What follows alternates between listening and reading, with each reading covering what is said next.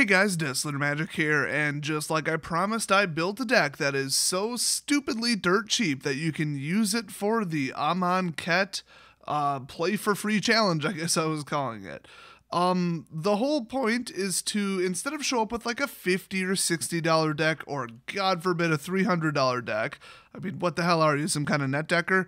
You show up with like a $10 deck, and then try to win more prizes over time than the cost of your deck and also the cost of entry if your LGS charges for entries. Some of them don't, some of them do.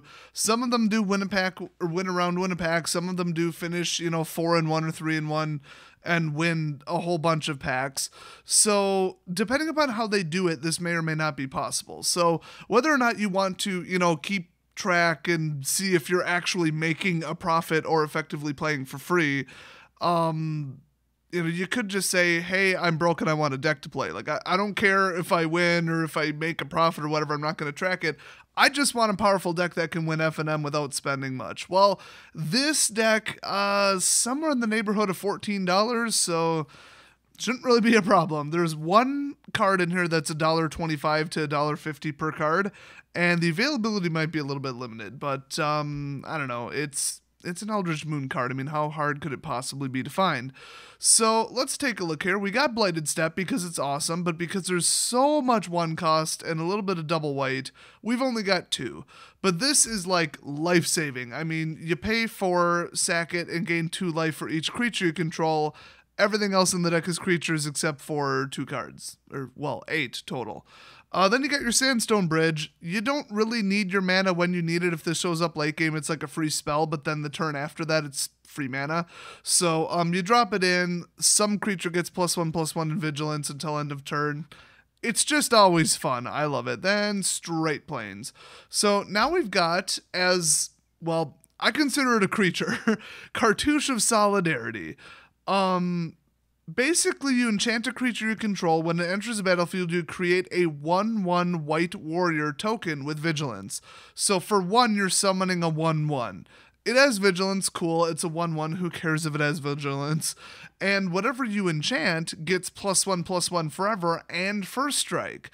So that's pretty huge. I mean, so you get a bigger creature, you get a boost that lasts forever, it gets first strike, and you get a 1/1 out of it for 1 mana. So, of course, this is in the deck, and like I said, I do consider this a creature spell, even though it's not. Then we got Thraben Inspector. Probably not why you're thinking. It's a 1/2 for 1, and it brings out a clue. So, since you're going to empty your hand really quickly, as soon as you do, or as soon as you run out of relevant cards, boom, sack the clue, and you've got another card. So, that's really the only reason it's in there. Plus, I mean, a 1/2 for 2. I mean, 1. Good lord, even I can't believe it's that good.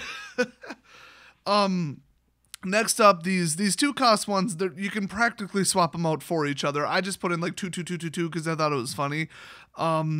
You don't really have to. I mean, it's meant to play around name jammers and deck in stone, so name exiles. So the whole, oh, you share a name, oh, go through their library and remove every copy of blah. This will force them to whiff. So if you're not worried about that, just put in the better version, which is probably Aethergeode in this case. So Aethergeode Miner, it's a 3/1. Whenever it attacks, you get 2 energy, and then at any time you can pay 2 energy, exile it, then immediately return it. So you flicker it, and if it's like the target of anything, if they block with a creature, then boost it. Okay, flicker it. It's removed from combat, but it's no longer in combat, so there you go. Also plays around removal, some kind of kill spell.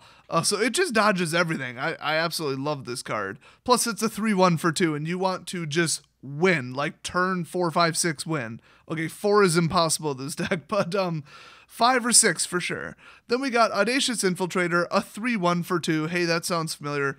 Can't be blocked by artifacts. All right.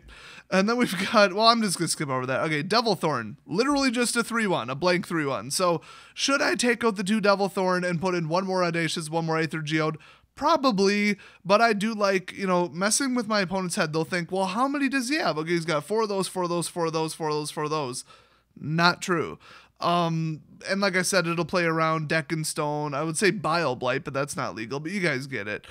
So feel free to not put in Devilthorn if you build it. I mean, whatever. It's an SOI common. It's pretty easy to find.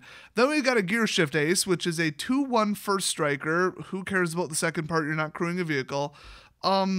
This guy in most games seems untouchable and indestructible. I mean, 2 first strike, it kills everything in its path. I mean, this guy, they just cannot block this guy. If you get out 2, it's like the end of the world. Remember, Cartouche grants first strike and +1. So if you put that on someone else, it's over. They are done swinging because you're going to first strike them for like 4 or 5 damage.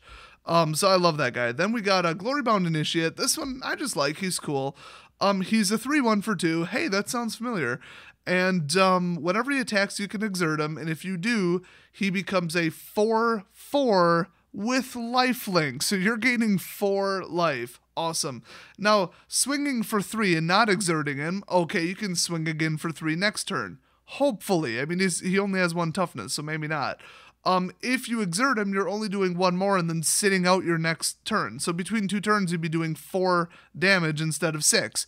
That's why exerting is stupid as hell. You can artificially untap him. There's one way to do it. Otherwise, if you just need the life or you just need him to survive more than 1 damage to his toughness, exert him. So he's like the best exerter in the set. I actually never checked his price, come to think of it. So this might be like a $16 deck. I know he's not terribly high. I mean, if anything, worst case scenario is like $2 a piece, but I don't think so. Then we got Kor Castigator. Hey, look, it's a 3/1 for 2. That sounds familiar. It's almost like they printed too damn many of these. Like, let's be honest. And almost every single one has a special ability. This guy can't be blocked by Scions. Great. So... should I take out Devilthorn Fox and put in more Kor Castigators? Yeah, probably, but like I said, name jamming. I don't like it. Plus, I don't think that'll come up. Aerial Responder. If your deck is white, he should be in it. The end. Simple. I wanted to keep this cheap to just dump out creatures and just flood. That's why this is called the Blizzard deck. Not to imply that the creatures are snowflakes. They are not. But, yeah, it's just white coming at you nonstop as fast as possible. It's a Blizzard. I couldn't think of a better name. So yeah, Flying Vigilance Lifelink, 2/3 in the air. He's the perfect creature. Then finally, we've got Devoted Cropmate. Now, he's a 3/2 for 3, which does not sound familiar. At least his mana cost equals his attack power. I mean, so he's not that bad. Aerial kind of is, but... Aerial is really damn hard to stop. It's like free life every turn. So, yeah, and you can boost him with Sandstone. You can boost him with Cartouche. But anyway, Cropmate, when you exert him, well, if you do, return target creature card with convert a mana cost 2 or less from your graveyard directly to the battlefield. Anything in this row. I mean, or... Well, it's just anything, basically. You will never not have a target, and if you don't, I have an idea. Don't exert him. It's not hard, people. So let's go back to the spells. We have got Blessed Alliance, which is one of the most powerful spells in Standard right now in White, because it's one of those option things. It's like those damn charms or whatever the hell that everybody hated from Khans of Tarkir. So Blessed Alliance, you pay 2 and then you can escalate 2 to get a second mode. So you can escalate it again, pay 6 to get a third mode. You probably won't have that much mana out though. So choose 1 or more, target player gains 4 life. So that's just nice. If you got the mana open, give yourself 4 life. Untap up to 2 target creatures.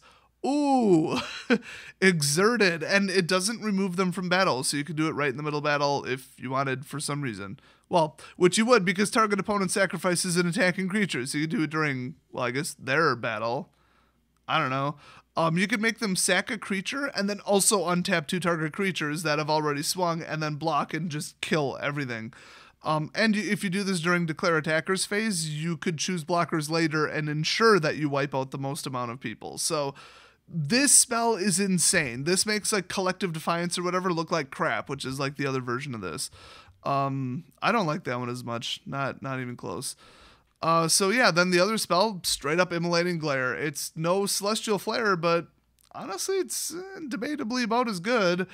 Destroy target attacking creature. Unfortunately, it's not attacking or blocking. Would I swap it out for Gideon's, Reproach or whatever? No. That one that does 3 damage? No, I don't do unreliable spells. You guys know this. I hate unreliable spells. Oh, they're swinging at me with a 5/4. Oops, my spell only does 3 damage to them. Ain't that just unfortunate? Nope, blow them straight to hell. I don't care if this is attacking only. There are so many ways to draw them into attacking. So super easy. So yeah, it's 2 spells. They're both attack deterrents because you're going to be swinging every single turn. So you need to gain a little bit of life while also utterly obliterating their attackers. I mean, this works really, really, really, really, really well.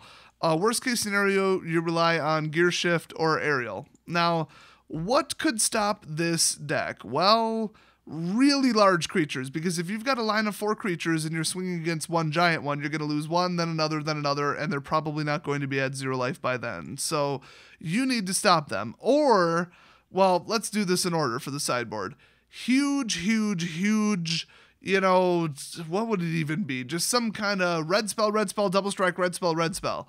Okay, Dazzling Reflection. Or if they do the stupid freaking Electrostatic Pummeler. Nobody was calling for a ban on that thing, but I still hate it. I say ban it. I hate that card. It is so unfair.